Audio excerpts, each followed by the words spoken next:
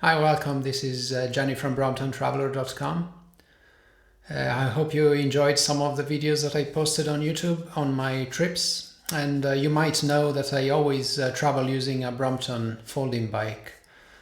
I thought I would do a new series of short videos where I will discuss the practicalities of touring with a Brompton bike. On this first part of the series, I'd like to talk of a few of the questions that I get asked all the time while touring. Question number one, why do you travel with a Brompton? For me, there are two main reasons why I find the Brompton the perfect bicycle for touring. When you ask bike tourists what they hate the most about bike touring, inevitably the answer is taking the bicycle to your destination. It is always something that brings a lot of frustration. First, you have to visit a bike shop and get one of those large bike boxes. Next, after the bike is nicely packed in its box, you have to find ways to take, a very, very large box together with the rest of your luggage to whether the airport, a train station. They're always busy places and you try to just navigate corridors, stairs, just carrying, very, very heavy weights. And next, once you arrived at a check-in, then the next challenges start. Very often, more often than not, in fact, you find out that there's some kind of, problems at check-in. You will find airlines that make it really difficult for you to carry.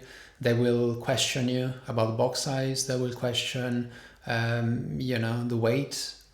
More often than not, you will be asked to pay extras. So the whole process is really, really frustrating. At least that's always been like that in my experience. So you can see where my answer is going to, which is, it's quite obvious, but I travel with a Brompton because it takes away all that hassle. With a Brompton, I'm able to just pack it in a smaller soft case, which once I go to the airport, looks very much like regular luggage. I'm never questioned by airline staff, or if I take a train, even less. So it's just a hassle-free experience. I just check in my bike as I would check in any normal, piece of luggage, and then I'm ready to go. We all dream of extended journeys where time is no constraint and we can just slowly, cycle around the world. And I'm working on it, but at the moment it's just a dream for me.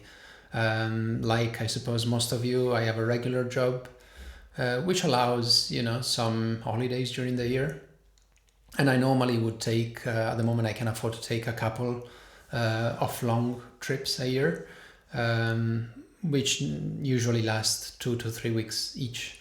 Because I have a limited time, I really want to make the most of it. I want to visit, as many places as I can and try to ride, the best parts of, an area or a country that I might be visiting. Sometimes it works perfectly well to just fly to a destination and you're going to be able to cycle either, just cycle in a loop and go back to the same place for your return journey. Or, you might cycle from point A to point B and then take transportation back or take a flight from, your second stop. This sometimes works, and it has worked for myself perfectly many times. But there are times when, you might be visiting places where, there are several areas which are a bit more spread out.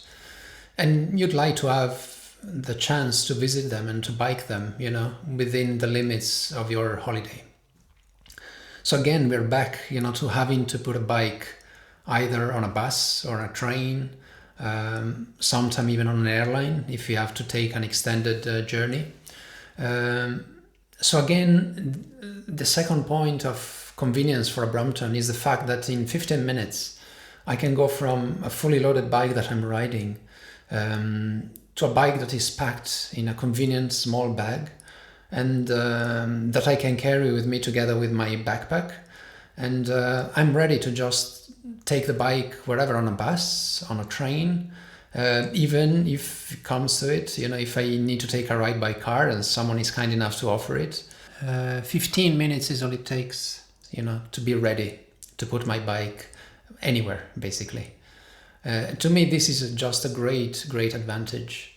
Something that, as I say, you won't make use of it all the times, but something that can help you plan, a better holiday, where you really make the most of it and see all the places that you were planning to see.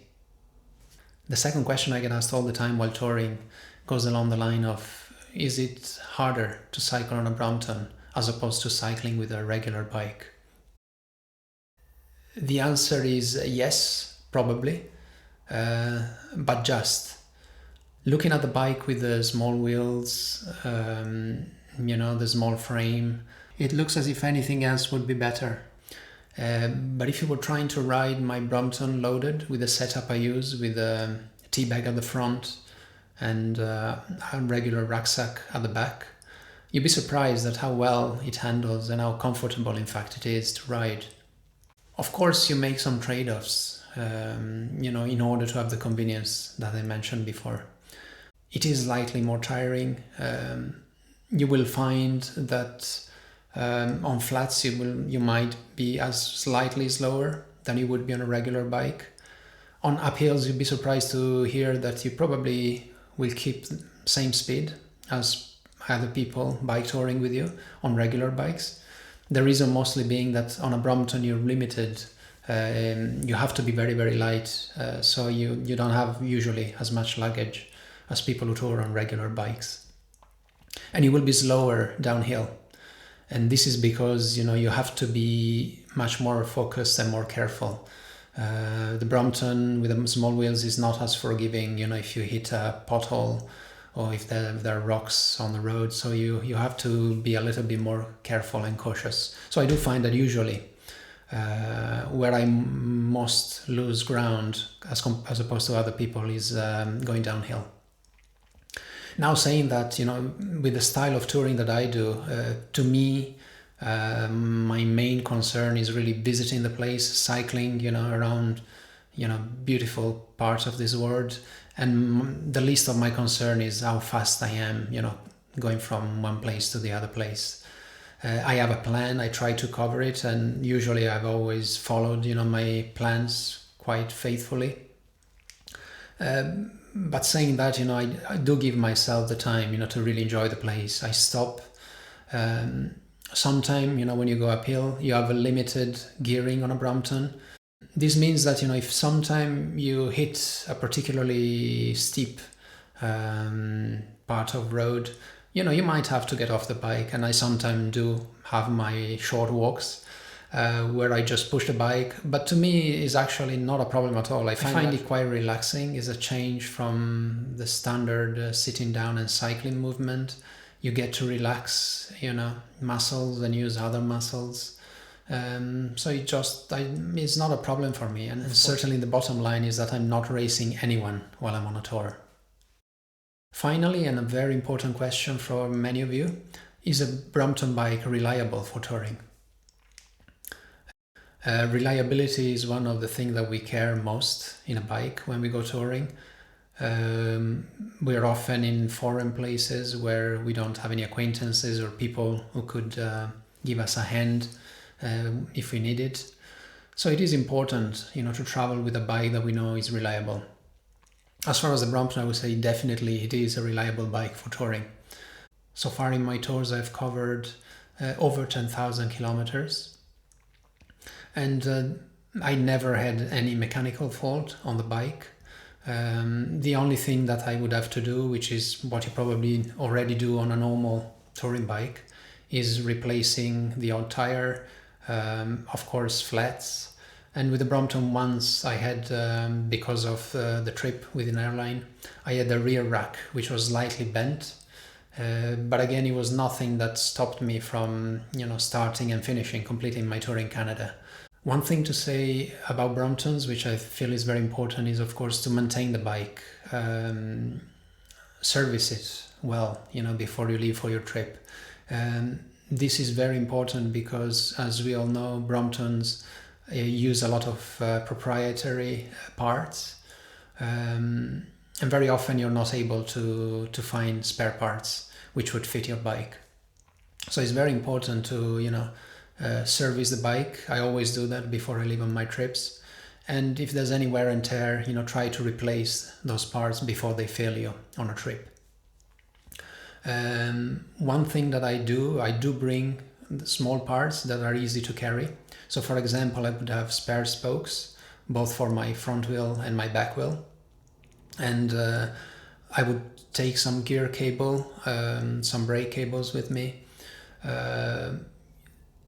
Having the spare parts with me means that whether I can replace them myself or not, at least I'll be able to go to a bike shop and, I will have the spokes of a Brompton, and chances are that they likely will be able to, to repair it for me. Another thing to bear in mind is tire wear. With Bromptons, because of the small wheels, you will find out, especially on your rear wheel, that the tire do wear out much quicker than on a regular bike. Thanks for watching this first video. So I hope I was able to answer some of these basic questions and common questions that people ask me on the road. If you have any other questions, do ask them on my blog too, www.bromptontraveler.com, and it'll be a pleasure to try and answer them.